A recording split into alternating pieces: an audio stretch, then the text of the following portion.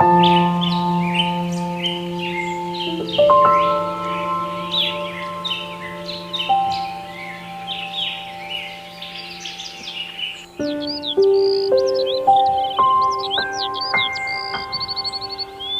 गांव में एक गरीब कुम्हार लखन अपनी बीवी सरला के साथ रहता था।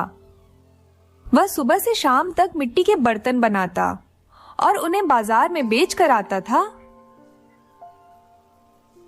मटके ले लो मटके, रंग बिरंगे और शुद्ध मिट्टी से बने हुए मटके।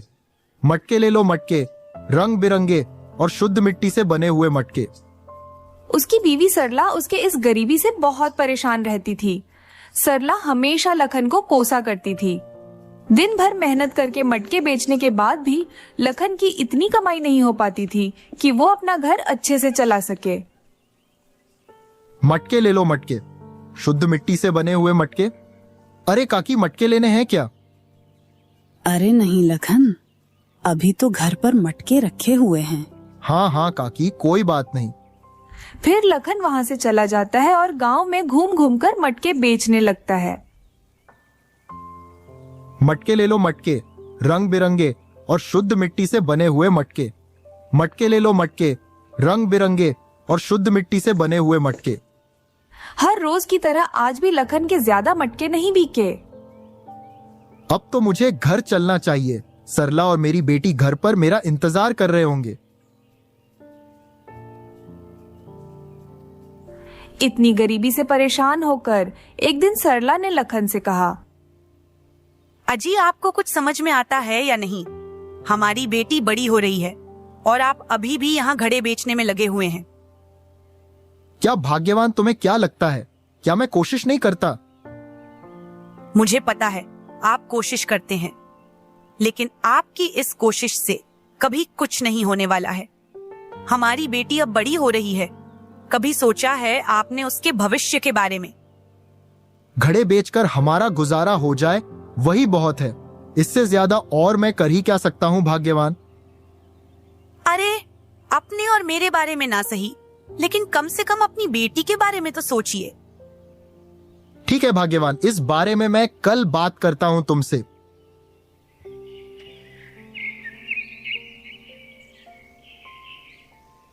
अगले दिन जब लखन बाजार में मटके बेचने जाता है तो अपनी पत्नी के बातों पर विचार करता है। सरला सही कह रही थी। मुझे अपनी बेटी के भविष्य के बारे में भी सोचना चाहिए। उसकी पढ़ाई में वैसे भी काफी देर हो चुकी है। अब मुझे और देर नहीं करनी चाहिए। उसका दाखिला किसी अच्छे स्कूल में करा देना चाहिए। इसके लिए मुझे कुछ पैसे जोड़कर रखने होंगे। मटके बेचकर इतनी आमदनी तो हो नहीं पाती, लेकिन इसके अलावा और मैं क्या कर सकता हूं?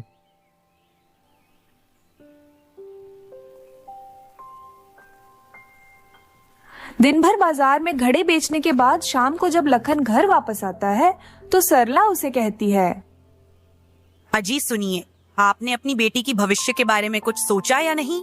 उसे पढ़ाना लिखाना है या नहीं? अच्छे से स्कूल में उसका दाखिला कब करेंगे आप? अगर इसी तरह चलता रहा तो वह कभी नहीं पढ़ पाएगी। देखो सरला, मुझे और कोई काम तो मिल नहीं सकता, इसीलिए मैंने सोचा है कि दूसरे गांव में भी जाकर मैं मटके बेचूंगा। यह भी कोई तरीका है भला? आखिर कितने ही मटके बेच पाओगे आप? कुछ तो बेच ही लूंगा, और ज्यादा काम करना पड़ेगा तो वो भी कर लूंगा।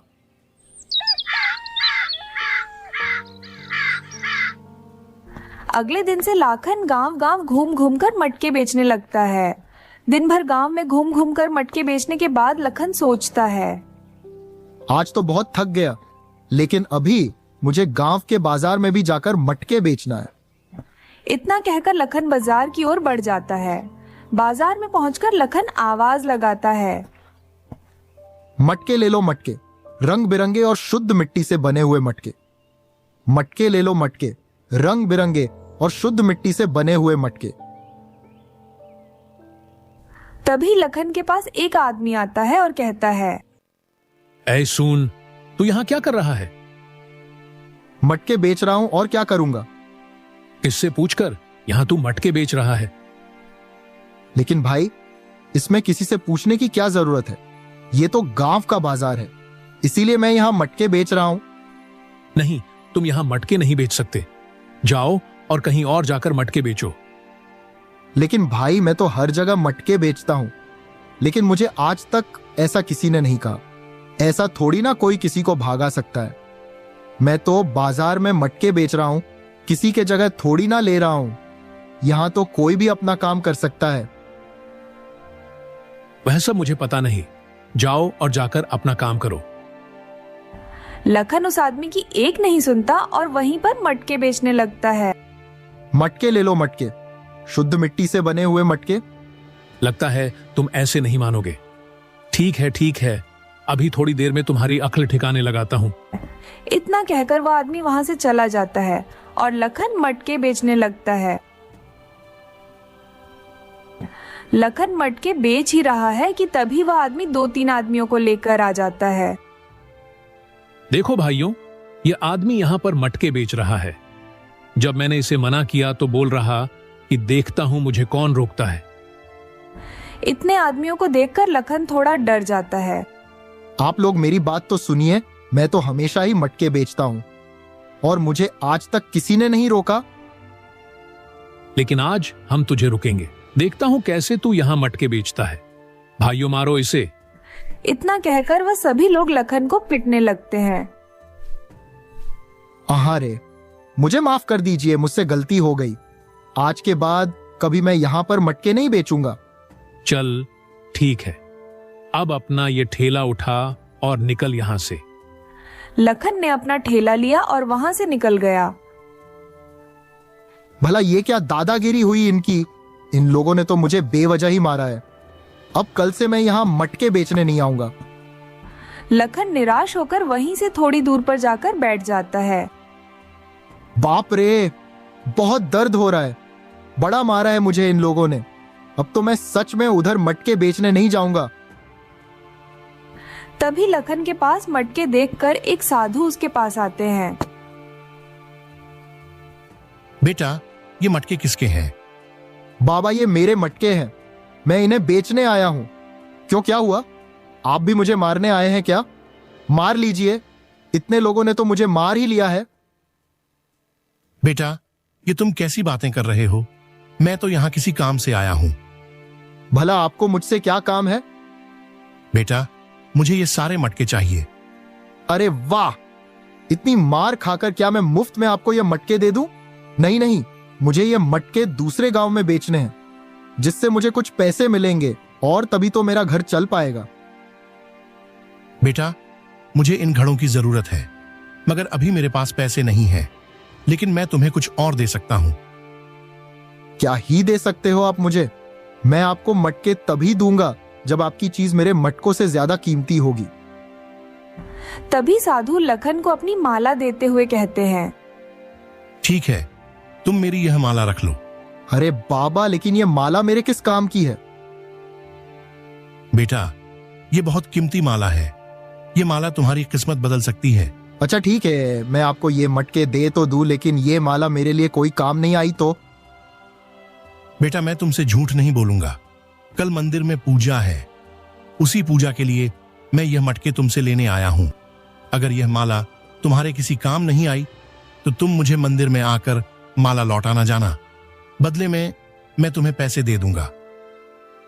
इतना बोलकर साधु लखन को वह माला देकर और मटके लेकर वहां से चले जाते हैं। हे भगवान, काशी माला कीमती हो, क्योंकि वह मटके कम से कम 500 की तो थी। अब यह माला कम से कम 1000 की तो होनी ही चाहिए, नहीं तो मुझे लगा कि मेरा नुकसान हो गया है। घर जाकर लखन सारी बात अपनी पत्नी को बताता है और सरला उसकी बातें सुनकर हंस पड़ती है।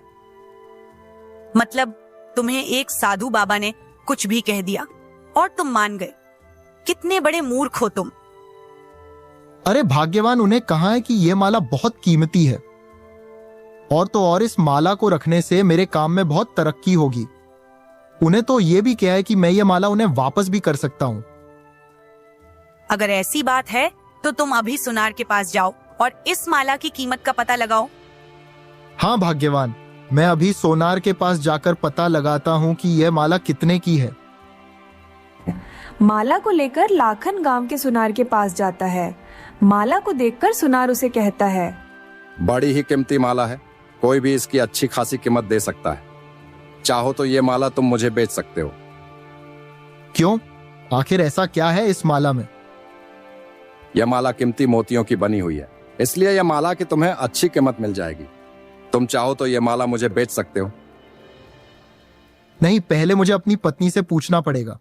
वो हाँ करेगी तभी बेचूंगा। ठीक है, तुम एक बार अपनी पत्नी से पूछ लो।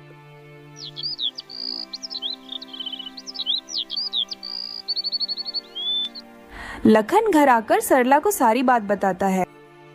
अरे भाग्यवान, ये तो बहुत कीमती माला है, लेकिन मुझे लगता है हमें इसे नहीं बेचना चाहिए। ये क्या तुम गोल गोल बातें करने लगे? अगर ये माला हम नहीं बेचेंगे तो खाएंगे क्या? जाओ और इसे बेचकर रुपये लेकर आओ। साधु ने भी यह माला देते हुए मुझे कहा था कि यह माला बहुत पुरानी और काम की है। हो सकता है इसे हमारी किस्मत बदल जाए। क्या तुम पागल हो गए हो? फिर से साधु बाबा की बातों में आ गए। अगर इस माला को नहीं बेचोगे तो हम खाएंगे क्या? हम भाग्यवान, तुम कह तो सही रही हो। घर में रुपए ही नहीं आएंगे तो हम खाएंगे क्या? आज तो मैंने कुछ भी नहीं कमाया है, और जिस तरह से लोगों ने मुझे मारा है, लगता नहीं है कि मैं कुछ दिन तक मटके बेचने जा पाऊंगा। ठीक है, तो फिर मैं अभी इसे बेचने जाता हूं। माला अच्छे से देखकर सुनार लखन से कहता है, मैं तुम्हें इस माला के 50,000 दे सकता हूँ। 50,000 सुनते ही लखन के होश उड़ जाते हैं। 50,000? ठीक है, आप ये माला रख लीजिए और मुझे 50,000 दे दीजिए। लखन तुरंत वह माला सुनार को दे देता है और बदले में 50,000 रुपए लेकर घर आ जाता है।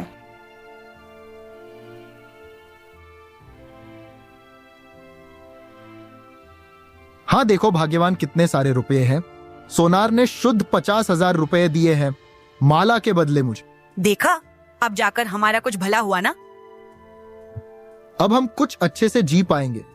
इतने पैसे में तो हम साल भर आराम से बैठकर खा सकते हैं। एक साथ आपको 50,000 मिल गए। अजी, हमारे तो भाग्य खुल गए।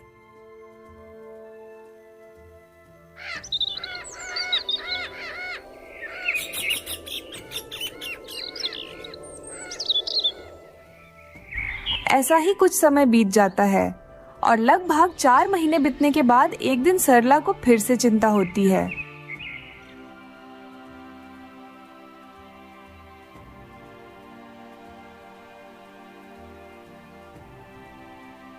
अजी, मैं सोच रही थी, एक समय में तो ये पैसे खत्म हो ही जाएंगे, फिर हम क्या करेंगे? सरला, तुम बात तो सही कह रही हो। इससे पहले कि यह पैसा खत्म हो जाए, क्यों ना हम इन पैसों का इस्तेमाल सही जगह पर कर ले। वो तो ठीक है जी, लेकिन हम करेंगे क्या? मैं एक काम करता हूं, अब से सारे पैसे हम अपनी बेटी के भविष्य के लिए रख लेते हैं और कल से फिर से मैं मटके बेचने का काम शुरू कर देता हूं। मतलब हमें फिर से वही गरीबी वाली जिंदगी जीना पड़ेगा?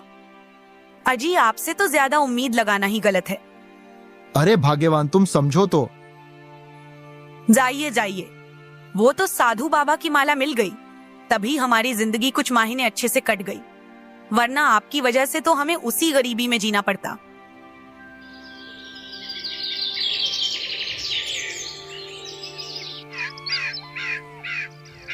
पत्नी के ताने सुनाने के बावजूद लखन अगले दिन से मटके बेचना शुरू कर देता है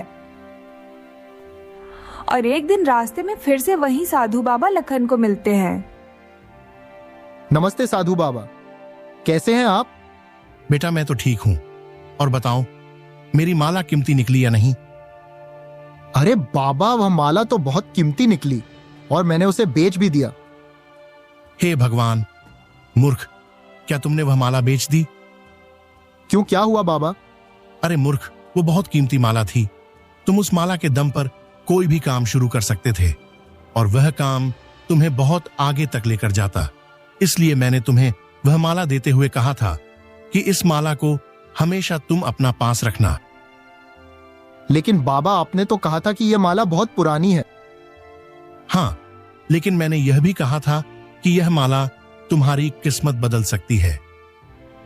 हे भगवान, ये मैंने क्या कर दिया? क्या मुझे वह माला फिर से मिल सकती है? तुम मुझसे क्यों पूछ रहे हो? जहां तुमने वह माला बेची है उससे जाकर पूछो। लखन उसे सुनार के पास जाता है जिसके पास उसने माला बेची थी, और वहां पहुंचकर चौंक जाता है क्योंकि जहां उसने माला भेजी थी वहां सुनार ने अपना एक बड़ा सा शोरूम खोल लिया था। ये क्या हो गया? अभी तो यहाँ एक छोटी सी दुकान थी। कुछ ही महीनों में ऐसा क्या हो गया जो इस सुनार ने इतना बड़ा शोरूम खोल लिया? लखन को ये समझने में देर नहीं लगी कि ये सब उसी चमत्कारी माला के कारण हुआ है। लखन तुरंत सुनार के पास जाता है।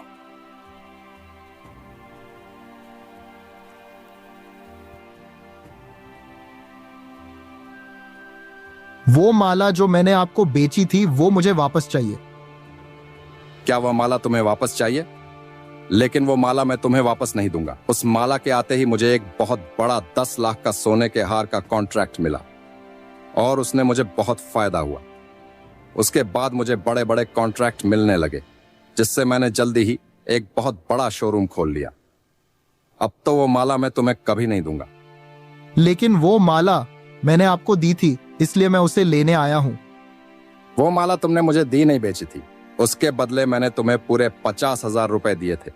माला से आपका जीवन बदल गया, लेकिन मैं वही का वही रह गया, जबकि वो माला मेरे ही पास थी और मैंने ही आपको दी थी। मैं तुम्हारी ज्यादा मदद तो नहीं कर सकता, लेकिन क्योंकि तुमने मुझे वो माला दी थी और उस माला की वजह से ही आज मैं यहां पर हूं, इसलिए मैं तुम्हें अपने यहां पर काम पर रख सकता हूं। बस काम अच्छे से करना इसे। ठीक है। लखन निराश होकर अपने घर लौट जाता है और सारी बात अपनी पत्नी को बताता है। तब सरला उसे कहती है, अब जो हो गया उसे भूल जाओ। हम कर भी क्या सकते हैं? आपको सुनार जो काम दे रहा है वही काम कर लीजिए। कम से कम आपके पास एक अच्छा काम तो होगा। अभी हमारे पास 25,000 बचे हैं, तो हम उनसे अपनी बेटी को अच्छी शिक्षा देंगे। आप चिंता मत कीजिए। हाँ सरला, तुम ठीक कह रही हो। अभी मेरे पास और कोई काम भी नहीं है। मुझे दिमाग से कम लेना चाहिए था। मैंने जल्दीबाजी में सब गड़बड़ कर दिया। मैंने थोड़ी समझदारी से काम लिया होता तो सब कुछ कितना अच्छा होता। लेकिन अब मैं गलती नहीं करूंगा। मुझे यह काम मिल रहा है तो मैं ये नहीं छोड़ूंगा और खूब मेहनत से काम करके तुम लोगों को एक बेहतर जीवन देने की कोशिश करूंगा।